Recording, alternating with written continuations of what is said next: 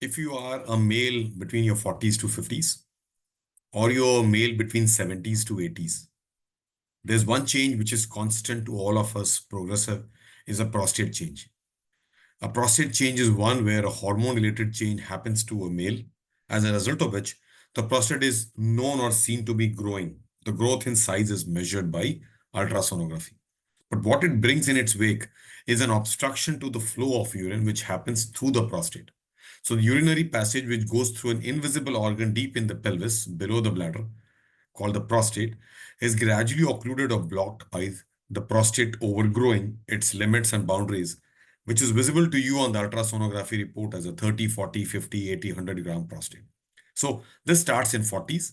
Until 80s, it's a relentless, progressive, year by year, decade by decade change, where the progression of obstruction to the flow could either be visible to you when it is very significant, or may just not be visible to you. It may just be there and you may not be knowing it.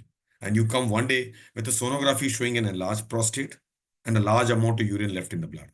Or you may come with an enlarged prostate, a lot of urine in the bladder, and both the kidneys swollen with urine. That is bilateral hydrouretronephrosis.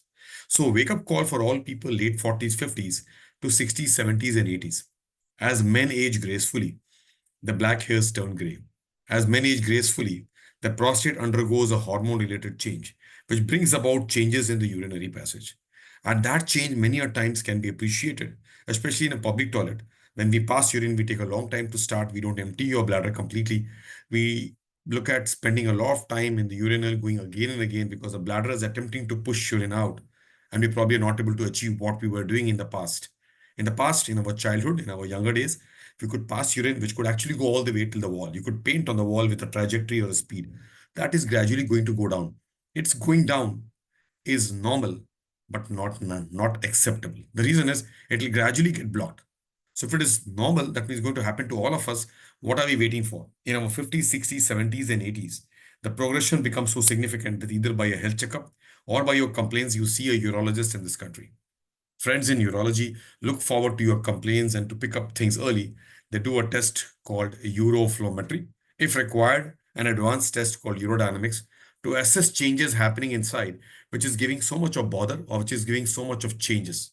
Friends, it's time to move from treatment to a cure. Many of us are on therapies or medical management, which is not giving us result. Remember, the treatment for this initially would be medical management. It is a surgical disease, but we could actually look forward to using an alpha blockade, looking at the bladder contracting and pushing urine out, and assessing a lot by the ECG of the bladder, which is called uroflowmetry. Passing urine in a computerized toilet in full bladder and showing the trajectory, the speed, the flow pattern, and everything that is actually accessible gives us an idea as to how much you are away from normal. This abnormal happening is a progression and will not change. It will only get bad to us with passing years and decades. Obviously, we are capable enough to be able to brush this aside with our physical capabilities, with our busy daily schedules that we have. And this actually becomes trouble. At the end of it, many people land up with urinary catheters in the evening of their life or much earlier when the obstruction has progressed significantly. At the end of it, there's something which is happening internally, which is the bladder suffering. The bladder is a receptacle or organ which has to fill and push urine out, fill and push urine out. In doing so, when it contracts against an obstruction, it is actually working hard, getting trabeculated, getting thickened, does not empty completely. And doing this again and again, whole day and whole night, and for days, years, and maybe decades, it actually undergoes a change where the bladder can then get lost. The bladder can then become hypotonic. It can just lose its contraction powers because it's contracted all this time when you I were busy, not able to empty our urine and probably missing it out. So, friends, save the bladder is a big project, a project where we could save this bladder forever by looking forward to a passage which is closing down to be opened up in time. And opening up requires medications in early days. Failing medications in early days and still not happening the flow which your urologist wants to see on a uroflowmetry could be about opening this with a minimally invasive technique. So what is occluding can be opened up. What goes up can also come down. In other words, prostate urethral lift, a minimally invasive treatment, which I do at the Kokila in Dhirubhai Ambani Hospital, and which is being done in centers across the country and the world, is a minimally invasive surgery. Minimally invasive means we enter your urinary passage through a telescope. We go through the urethra at the level of the prostate, and the urinary occlusion, which is happening internally, is actually brought out. So the occlusion is removed.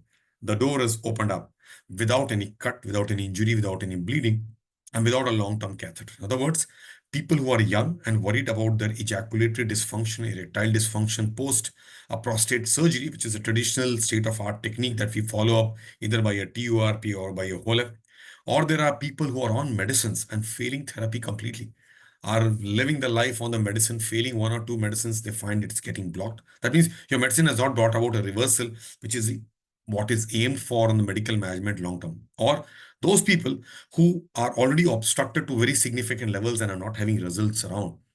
And finally, those who have got comorbid factors, factors which doesn't let their catheter come out, factors which doesn't let your urologist operate and clear your passage, factors like cardiac and neurological issues where we really can't touch you for those significant state-of-art surgeries, are main four indications for prostate urethral lift or Urolift.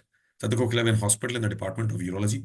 While we move miles into revolution of various technological usage to get life much better, we look forward to you utilizing these services across the country with urologists who do minimally invasive prostate surgery for the right indication only, not for everybody. So there are indications, as I said, we choose indications on individuals who deserve it. These are not massive 200 grams prostate. These are prostates which can be treated and probably you get cured. You follow your doctors, and that's one way of looking forward to those four refractory states where you probably would get relief and resolution.